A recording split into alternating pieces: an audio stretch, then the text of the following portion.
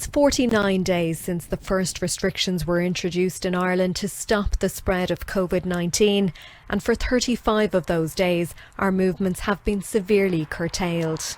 The current restrictions are due to be in place until the 5th of May, but what everyone wants to know is how and when they will be lifted. But experts say the government have to be careful about those next steps. In light of regulations around social distancing in particular, there's a really strong need for much greater clarity, for spelling out what that means in real terms for ordinary people who are going about their daily business.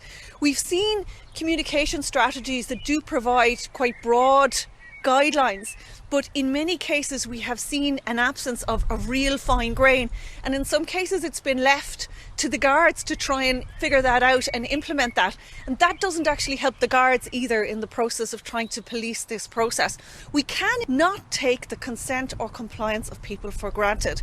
A survey for RTE's Claire Byrne Live found that 47% of people did not think the government should ease restrictions next week. People in general are not clamouring to ease the restrictions. The vast majority of people want to do it when it's safe to do so.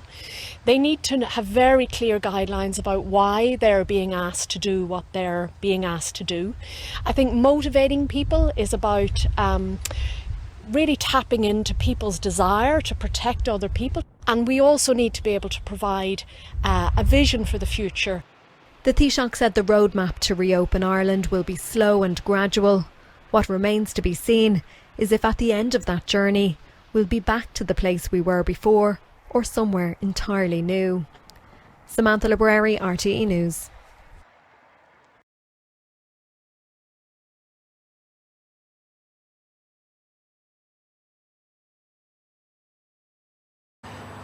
Many people are lonely and enduring the pain of isolation.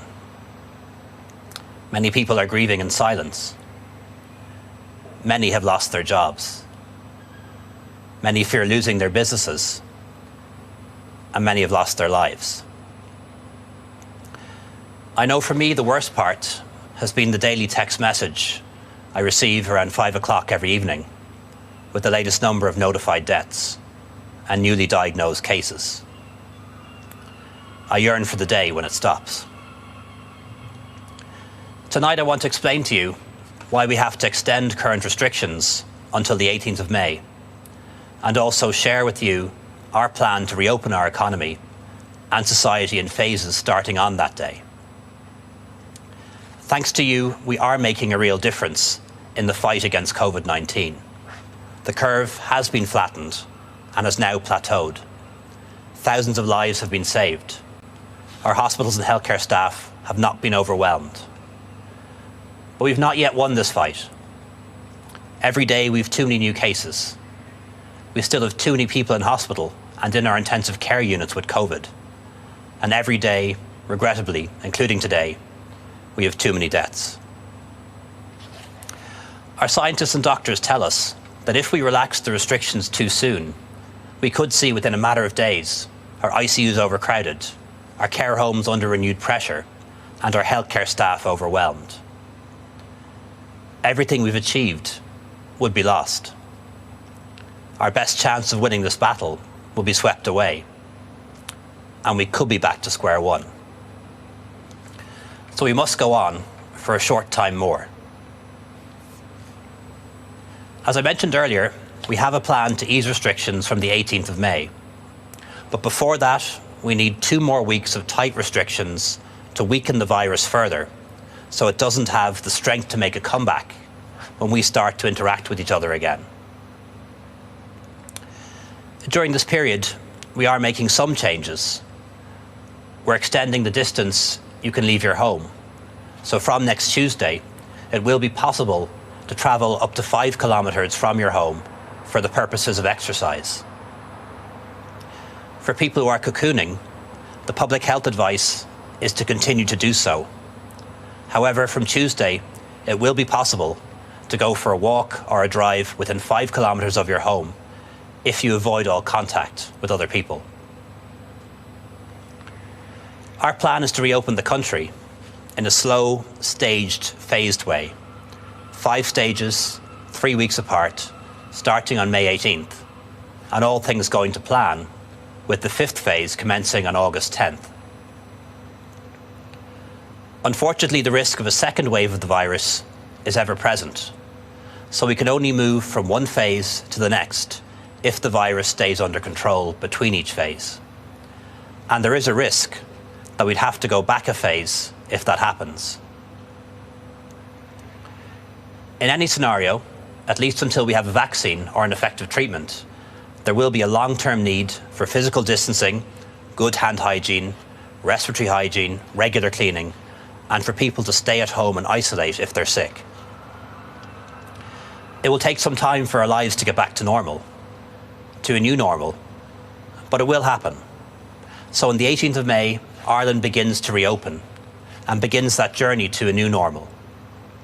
From that day, outdoor work, like construction and landscaping, will resume. Some retail outlets, like garden centres, hardware stores, repair shops, will reopen.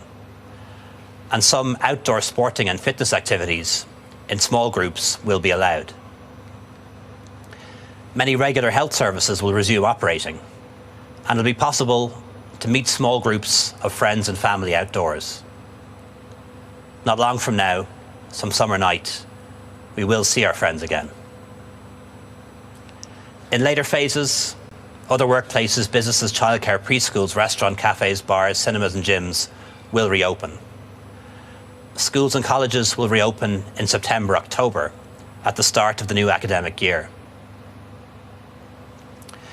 Getting people back to work and restarting businesses will not be easy. I know that.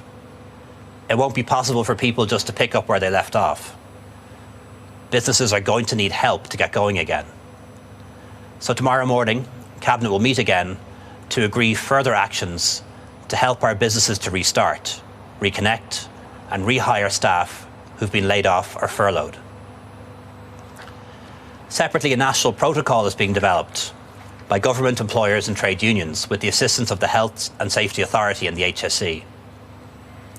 This will enable a gradual restart of economic activity as restrictions are eased, while protecting the health and safety of all workers as they return to work. We will do everything possible to get enterprises back up and running so you can get your job back. While it will take some time before we get to enjoy again the things we're missing, from the comfort of our families to a night out with friends, those days will come again. Over the last few weeks, I've received about 10,000 pieces of correspondence, and every day I try to set aside a little bit of time just to read some of them. People sharing with me their hopes as well as their fears. A letter from Jessica, who's a wheelchair user, who feels an enormous cloud of loneliness around her. A letter from Anne-Marie, a healthcare worker, who contracted coronavirus at work, who answered her own question about why she put herself at risk. She said her patients were like family. She said they call us their best friends. A letter from Phil, a pensioner who lives alone, who admits to struggling with isolation and the lack of human contact, whose mental health is starting to suffer. Phil says in his letter that we've a long road ahead of us, but one worth taking if it means we all stay safe. Rachel, aged 13, who's worried about her grandparents and wondering when she'll be able to go back to school. Someone worried about the future, but who ends her letter asking me to stay safe. We're doing this for Jessica, for Anne-Marie, for Phil, for Rachel, and for everyone else who's struggling as best they can to come through this crisis. We're doing this for each other. The coronavirus is cruel and inhuman. However, the stories I'm hearing every day are stories of human kindness. The kindness of healthcare, nursing home, hospice and hospital staff who've comforted and cared for the sick and dying with dignity at the most distressing time. The tragedy of every death, whether linked to COVID or not, is made far worse by the fact that we've been unable to come together to mourn our loved ones or embrace and comfort each other as families.